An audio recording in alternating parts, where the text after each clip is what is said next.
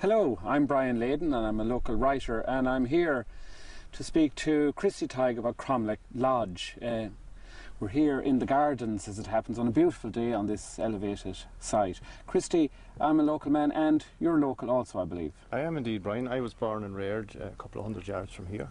I never moved too far. I loved this area from I was very young. And how did you come to running Cromleach Lodge and setting it up? Well, I suppose a lot of it is down to Myra, really.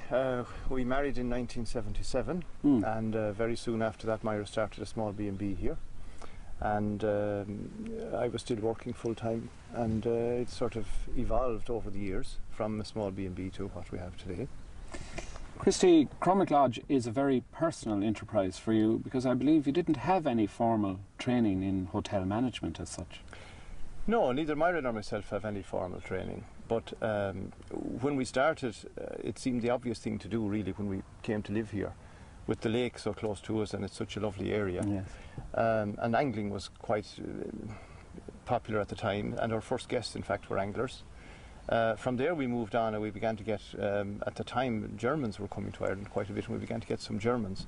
And it kind of evolved from there. You know, we kind of evolved from the B&B into a bigger B&B and then to the hotel and to what we have today. Yes, that evolution has happened in stages, and you went from small B&B, then a sort of a larger guest house doing evening meals and a certain amount of bedrooms, and now we have a very substantial building today on these magnificent grounds.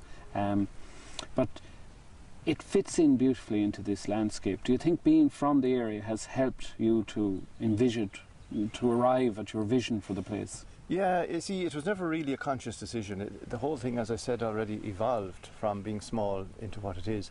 But the last couple of years, the biggest expansion took place. And in doing that and in planning that expansion, we had to be very conscious of the landscape. And I mean, as I say, we love this landscape ourselves, and we'd be very embarrassed if we did anything to upset the landscape. So we spent a lot of time and energy developing our planning the hotel. I mean, the roof lines that we have are broken roof lines. It's on different levels, as you can see, and it fits in very well into the hillside.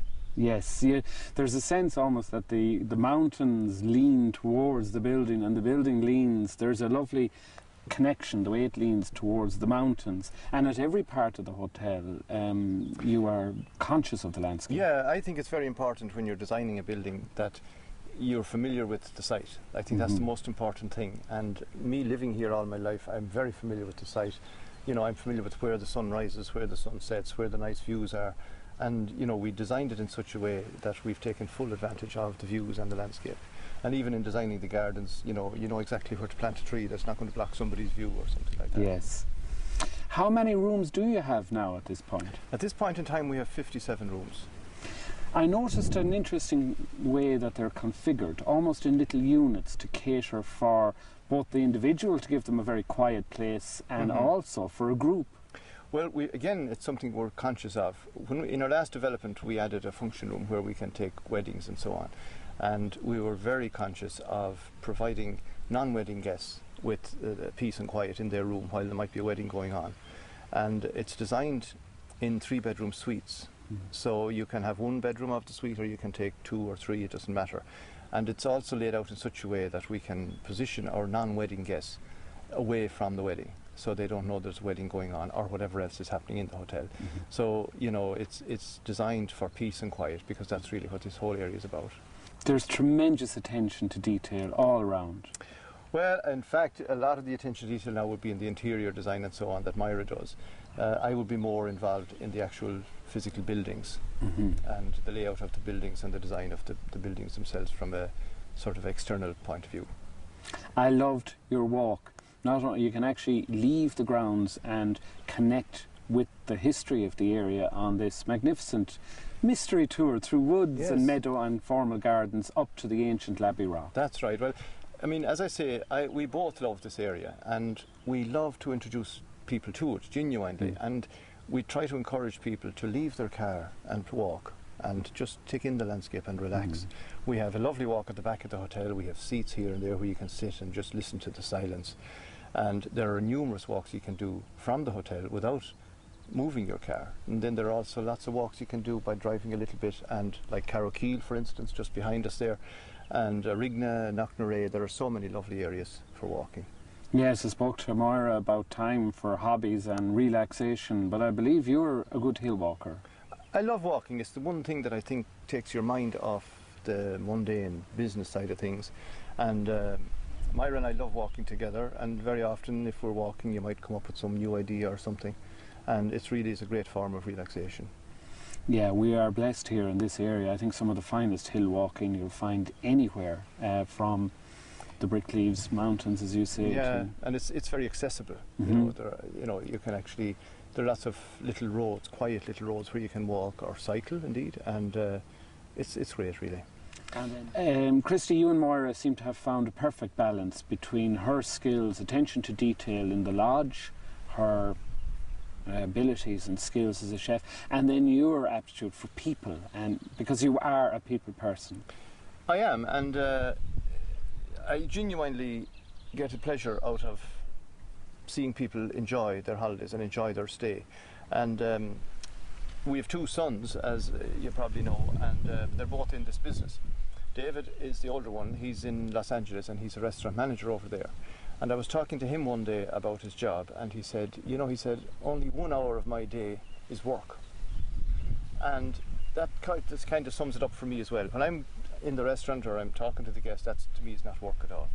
The 1 hour of the day that David meant was when he has to go into the office at night and do his bookkeeping. The rest of the time he was talking to the guests, and that's the way I feel about it as well. I mean, when I'm down there and I'm explaining to guests about how to do a walk or how to get to Carrowkeel, that's not work for me at all, and I just love that. I love to see people enjoying the countryside and coming back in the evening and saying that work was very worthwhile or whatever it is they're doing.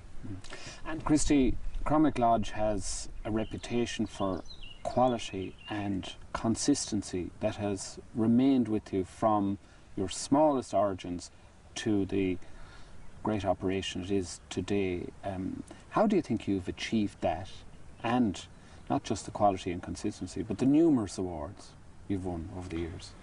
Well, I suppose I'm very lucky in that Moira is so clued into consistency and high standards and quality. I think in any business, consistency is the key. Whatever level you're at, if you're consistent, people will come to you. I also think that it's important to have a good team behind you. We're only as good as the staff that we employ. We're very lucky at the moment in that we have a great team. We have Lanka in the kitchen, who's excellent. He's our head chef. We have our general manager, Nicholas Ryan. He looks after the entire operation. He's excellent. We have Deirdre, who looks after our weddings. She's our wedding coordinator. And right through the accommodation, reception, everything, that's really the key to having a good business, is the team that's behind you. And we value our staff, as I think they know. During the current economic downturn, there was, everybody was laying people off and cutting wages and so on, and we didn't do that, because I feel that the number one priority is to have a good team of staff in the hotel. Yes, I'm sure that inspires loyalty in the staff, and you have very loyal return customers again and again as well. We do, and it's good for the staff to be here for a number of seasons, and they have, they develop a rapport with the guests, and it's also good for the guests when they return to see the same faces there year after year. I mean, we have a low turnover in our staff, which is great, and it's unusual in hotels, especially in a rural area. And how have you seen the industry changing, and where do you think it's headed?